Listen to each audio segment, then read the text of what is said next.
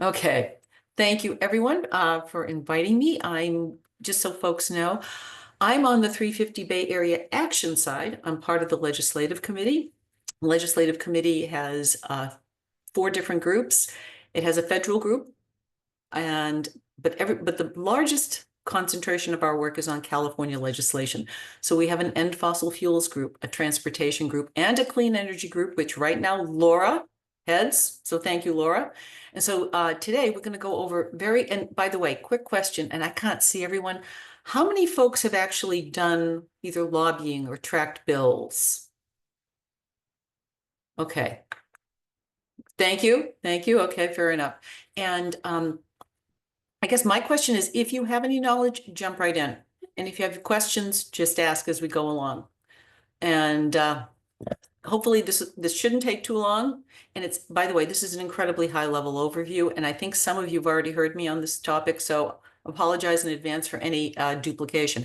So today we're going to go over the legislative process, the legislative year, and then briefly what you as advocates can actually do during certain times of the year.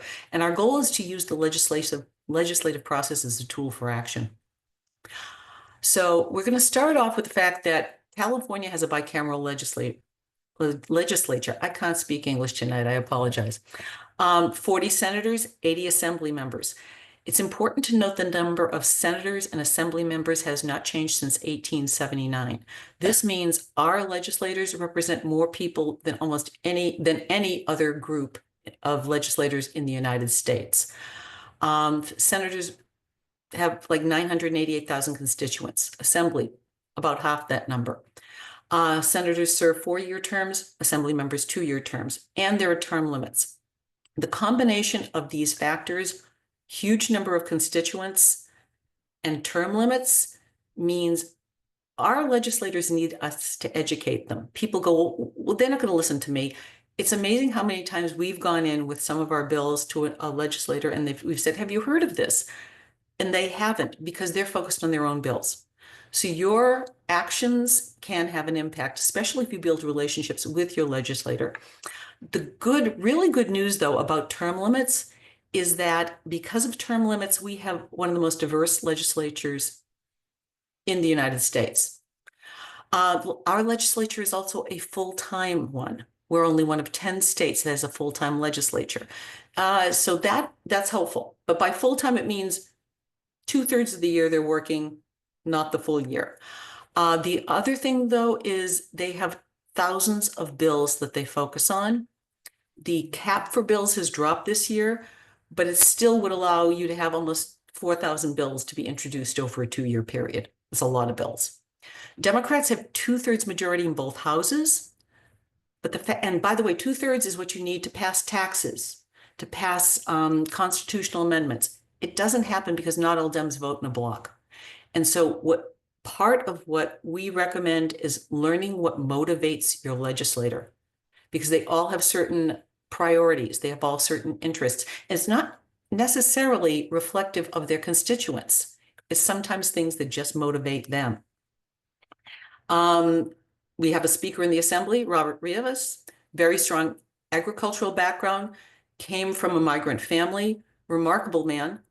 And then we have Mike McGuire, who's the North Country. He has a very broad constituent, very red in some parts, very blue in others.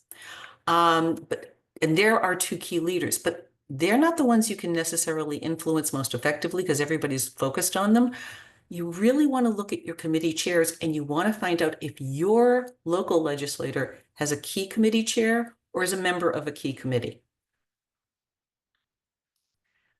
Now we've done the legislature, we're going to look at the legislative session. This is how bills become law. California's legislature runs in 2-year sessions, and new sessions start in odd number years. So this is the first year of a 2-year session.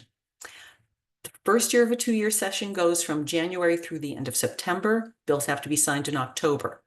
Second year goes January to August to give people time to campaign. That's what it boils down to. One of the things that's important to note is strategically, sometimes legislators introduce bills in the first year because they can carry over. So let's go over that. If a bill is introduced in year one, it can pass that year, die that year, or it can become a 2-year bill. And by the way, some of the key initiatives we're looking at, polluters pay, they could easily become a 2-year bill.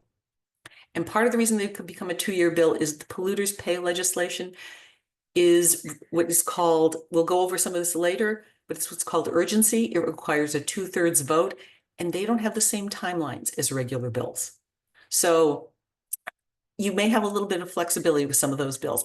If a bill is introduced in year 2, it either has to pass in year 2 or it dies. And all bills have to go through the Senate and Assembly before going to the governor. So here's a very, very 40,000-foot overview of the process. A bill becomes law. Bill can be introduced in either house. It's rare. In the federal government, it's really common to introduce the same bill in both houses. In California, it's unusual. By the way, the polluters pay is doing that. They're actually introducing a polluters pay in the Assembly and a polluters pay in the Senate. That's not common. But once a bill is introduced, and by the way, bill ideas can come from anyone, and your legislator will often ask constituents for ideas. If you have them, seriously, and they look for these ideas in about September through October of the year before a bill, of the start of the new session. Once a bill is introduced, it will go into a policy. And by the way, this process is for policy bills, not for budget. The budget is entirely separate process. So it will go into a policy committee like Senate Environmental Quality, Assembly Natural Resources and Water. It's assigned to a committee. This is where you, as advocates, have your first and really one of your biggest chances for a public hearing, because this is where they actually invite people to comment in public. You have to go up to Sacramento, but you can comment in public. They will accept written advocacy all the way through. But this is your first and biggest time to do it is in the policy committee. So it'll go to a policy committee in the first house. If it passes the policy committee, it then goes to appropriations. This is where a bill can become lost because in appropriations, they don't really have public hearings. They kind of do, but they don't. A lot is done behind closed doors. There's a process called the suspense process, where the intent is to have every bill that may have a consequence to the state be evaluated at the same time. The idea is not any one bill is favored over another, but this is all done in private and bills die. So the suspense process is exactly what it means. You're waiting in suspense to see if it makes it through the appropriations. If it makes it through appropriations, it goes to the floor, where once again, public comment, really, this is where people do letter writing. You have lobbyists, you may have lobby days, but you don't get to make your piece in front of the state assembly or Senate. It's voted on the floor. If it passes floor in House number 1, it goes to House number 2, and it's rinse and repeat. It's exactly the same process in both houses. Once it passes both houses, if there are significant amendments in the second house, it has to go back to the first house for what they call concurrence, and they align the two versions. It passes, it then goes to the governor. The governor can either veto a bill, sign a bill, or let it sit. If he lets the bill sit, it passes anyway. So most bills become law the 1st of January unless they are what we call this urgency measure, or unless they go to, I'm trying to think if there's another one, urgency measure, or if it's tax, it has to pass by 2/3. Okay. These are variations on bills that you may see. We mentioned the urgency measure, polluters pay. It requires 2/3 vote in both houses, and it's also signed immediately. The governor doesn't wait. It doesn't go into effect. It's signed immediately, goes into effect immediately. It doesn't wait till January 1st. And again, as I mentioned, it doesn't follow the same timelines as other bills. Constitutional amendments also require 2/3. They don't go to the governor.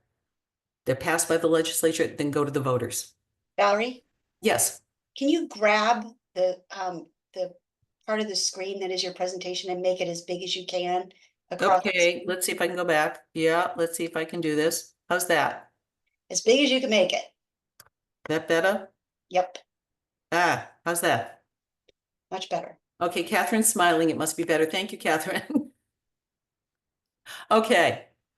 And again, I know I'm going through this quickly, but you guys can have these slides if it's helpful as reference. So we have the process, but the guardrails around the process is the legislative calendar. It's the calendar that tells you when you take action, and it's very, very critical. It's published, it's easy to get to. So here are some key dates for folks to pay attention to, depending on the bills and their interests. The last day for new, okay, so January 1st, a new session around there, January 2nd. All new bills for this year had to be introduced by last Friday.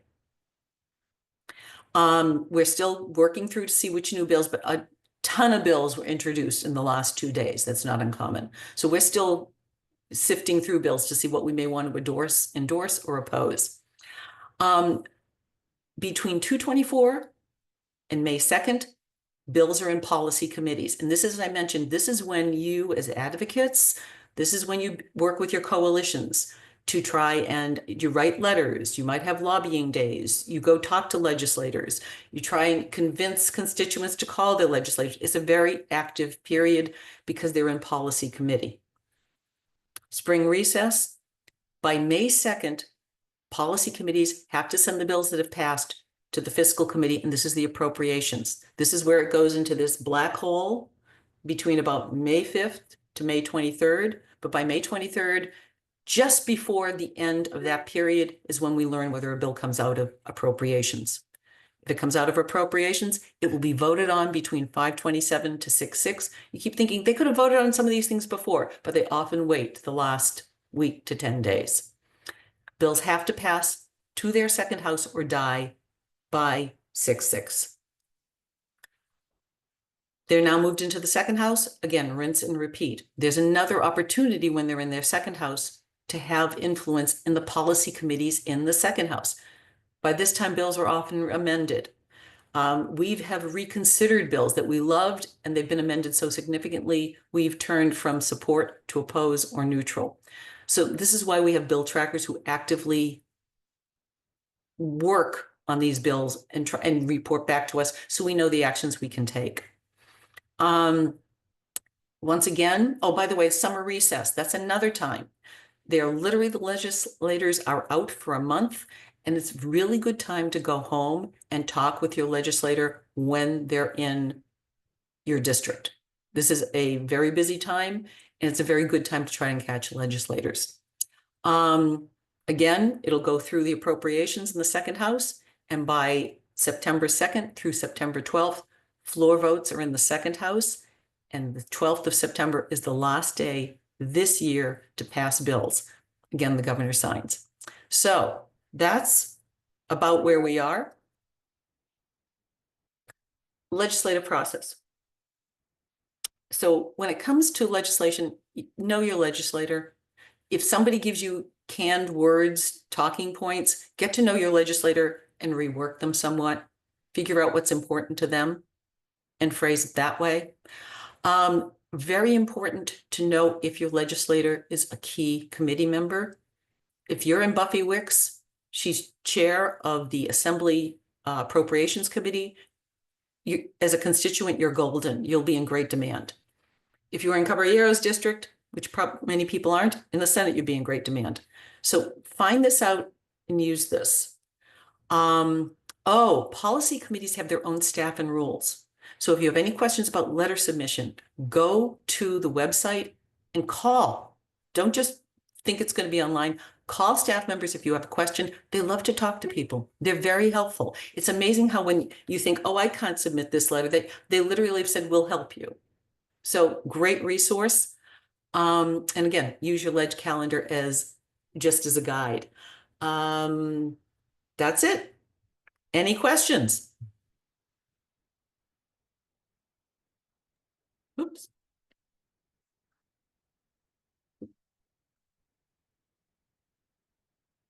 Yes, I have a question.